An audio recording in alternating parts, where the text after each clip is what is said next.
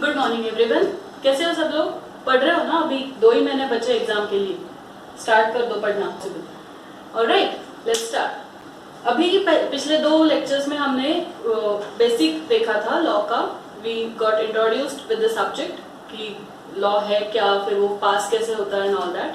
Today we are going to start with the actual syllabus of your CA foundation exam. And first chapter is, rather first act is Indian Contract Act. Okay. Before starting with all the technicalities of the topic, we will first understand a very basic of it. That is what is contract. Okay. क्योंकि पूरा जो act है वो इसी एक situation के ऊपर based है, that is contract. तो पहले ये समझना बहुत जरूरी है what is contract. वो समझेंगे तो आगे चीजें आसान होंगी. Okay.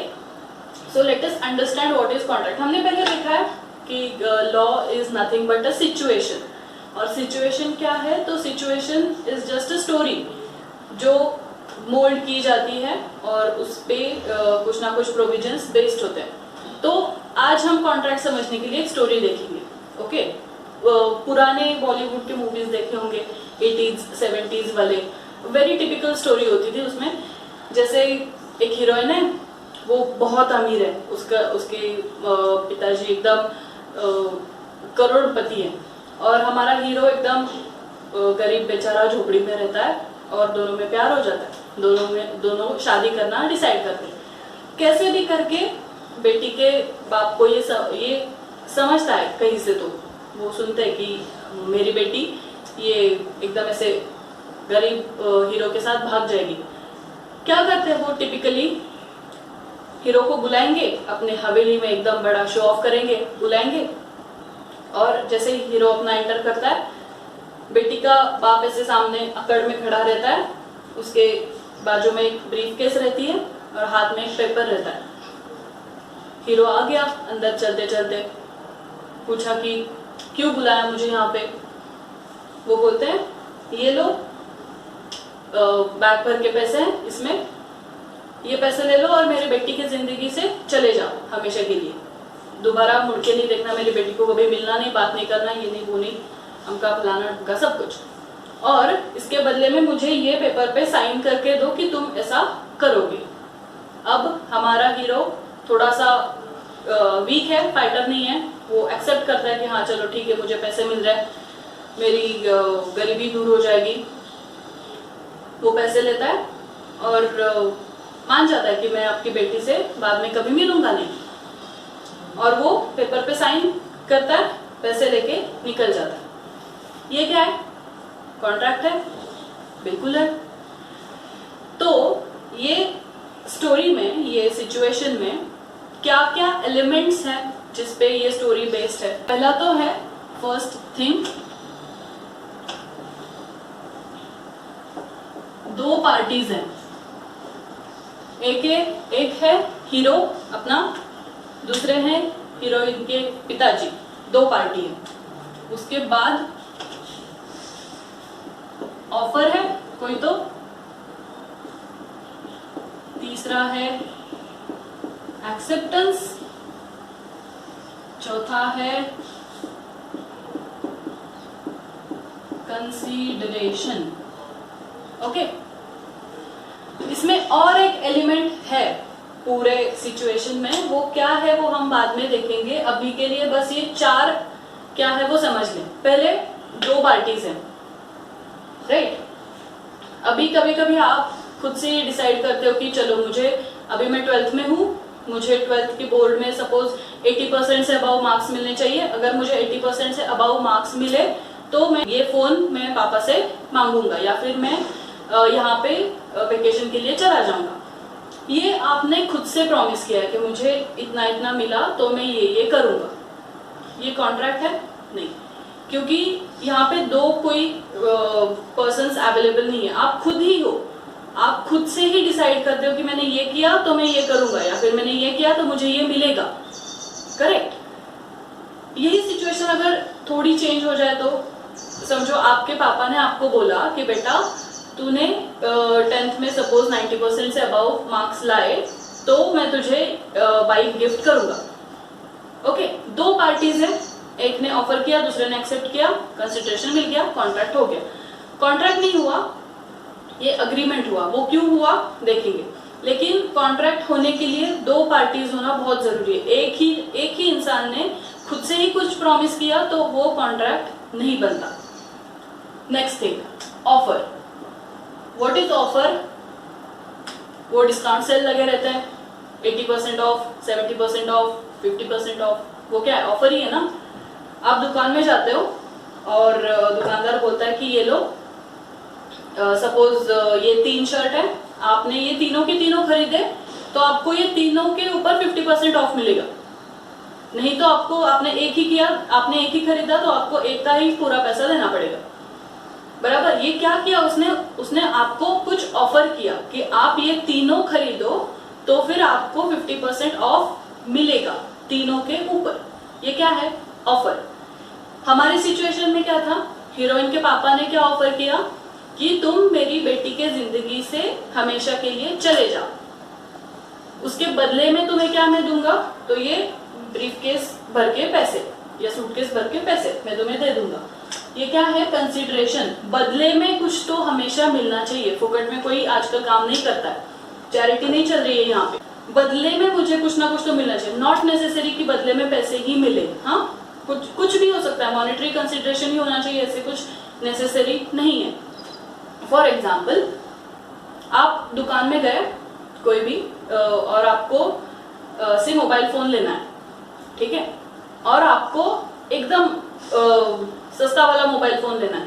आपकी एग्जाम नजदीक आ रही है तो आपको टेंशन, अपना डिस्ट्रैक्शन दूर रखना है कि आप दुकान में गए और बोले कि मुझे एकदम वो सैमसंग गुरु वाला कीपैड वाला फोन वो दे दो और बदले में मैं मेरा ये सपोज 15,000 का फोन आपको दे दूंगा। दुकानदार लेगा कि नहीं लेगा?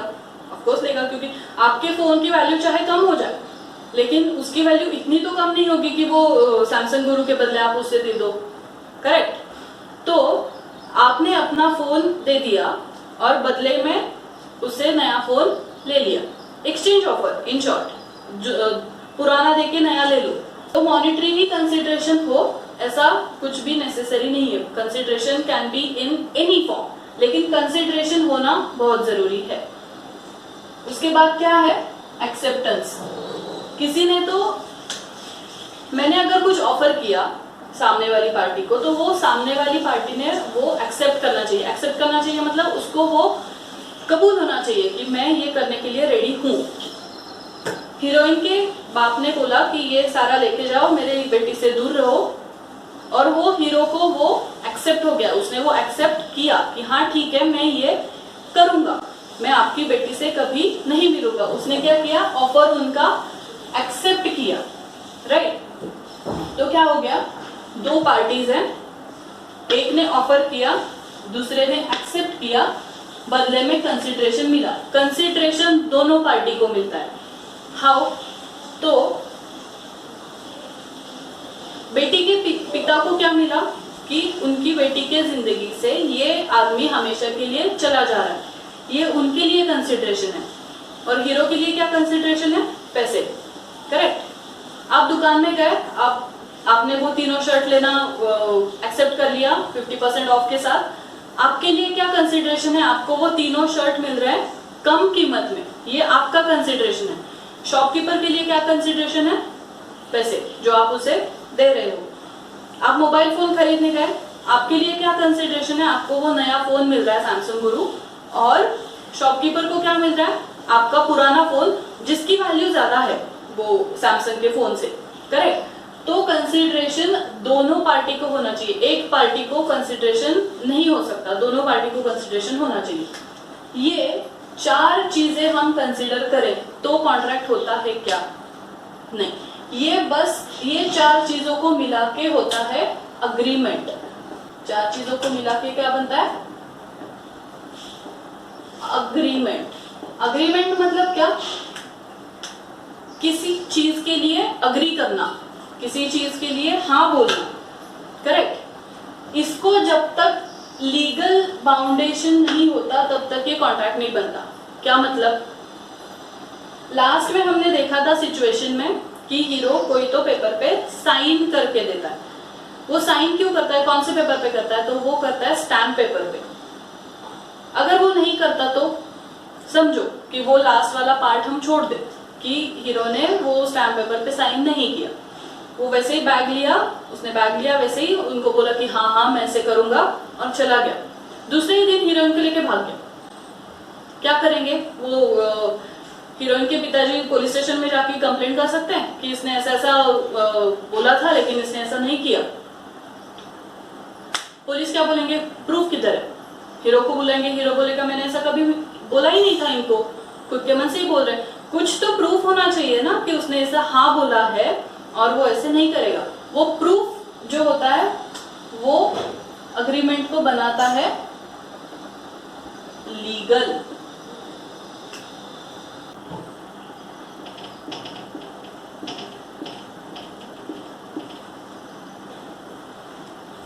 लीगल मतलब क्या, ऐसी चीज जो कोर्ट ऑफ लॉ में हम प्रेजेंट कर सकते हैं, ऐसी कोई भी चीज जो हम जिसके खिलाफ हम कोर्ट में जाके केस कर सकते हैं। फॉर एग्जाम्पल मैंने बोला किसी एक को कि मैं तुझे सपोज 10,000 रुपए दे दूंगी, तुम जाके किसी का खून कर लो।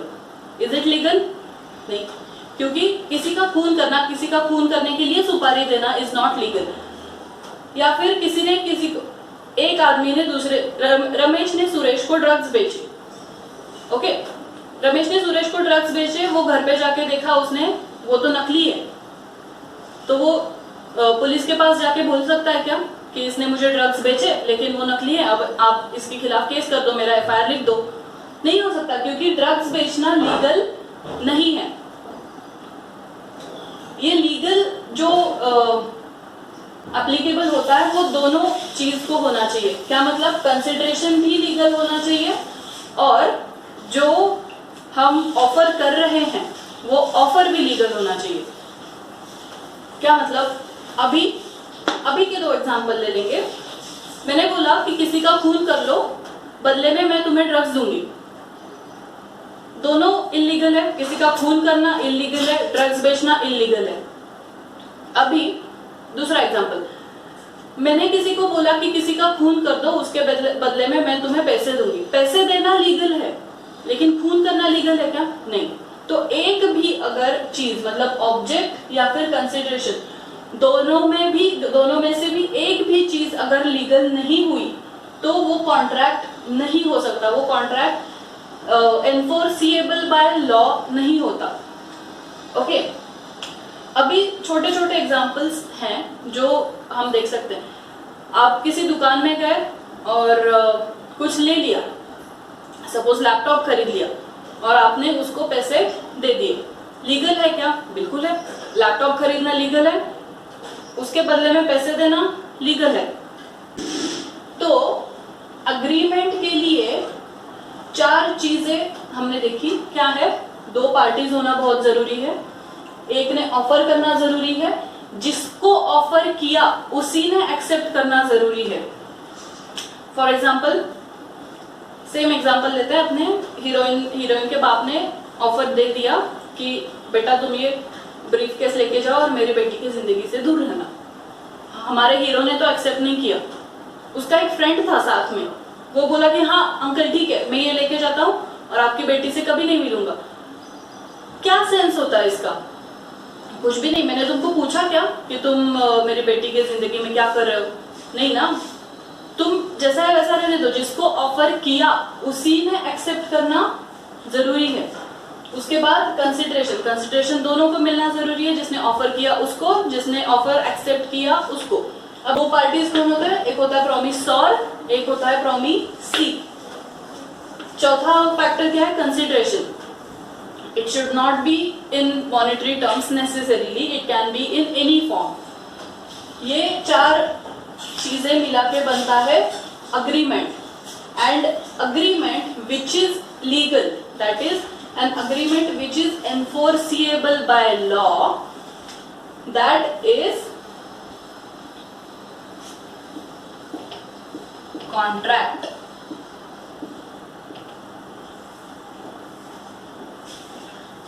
कॉन्ट्रैक्ट का डेफिनेशन ही यही है, that agreement which is enforceable by law, that is a contract. Okay.